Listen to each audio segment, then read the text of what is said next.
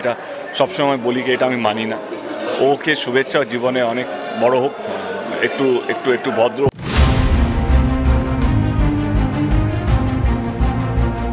সম্প্রতি সারা দেশে জুড়ে তুফান সিনেমা মুক্তি পেয়ে ঝড় তুলেছে, সেই সাথে সিনেমার গানও অনেক প্রশংসা কুড়িয়েছে। কিন্তু দুষ্টু কোকিল গানে মিম চক্রবর্তীর এমন খোলামেলা পোশাক নিয়ে চরম অশ্লীলতা বলেছেন ভারতের বড় বড় নায়ক নায়িকারা। তাদের মধ্যে নায়ক দেবও একজন। তিনি সাধারণত কারো সমালোচনা করেন না, তিনি সবাইকে সম্মান করে কথা বলেন। কিন্তু দুষ্টু কোকিল গানে মিম চক্রবর্তীর পোশাক নিয়ে এমন বিস্ফোরক মন্তব্য করবেন তা কেউ কল্পনা করতে পারেনি। এমনিতে মূলত মিমির সাথে দেবের ভালো সম্পর্ক, এমন সম্পর্কের মাঝে খুব জেরে কথা বলবেন তা কেউ ভাবতে পারেনি। তার সাথে অনেকগুলো ছবি করেছেনও তিনি।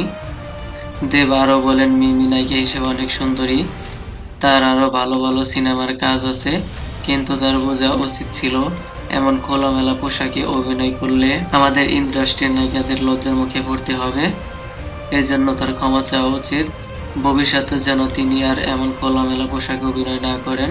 তুফান সিনেমা সারা দেশে জুড়ে ঝড় তুলেছে, ঠিক তেমনই সিনেমার দুষ্টু কোকিল গান সমালোচনার পিছুই ছাড়ছে না। যারা এই গান দেখেছেন তারা এর সমালোচনা করেছেন। তুফান সিনেমা সারা দেশের মানুষের প্রশংসা কুড়ালেও সিনেমাটির গান এমন পোশাকে মেনে নিতে পারছেন না সমর্থকরা।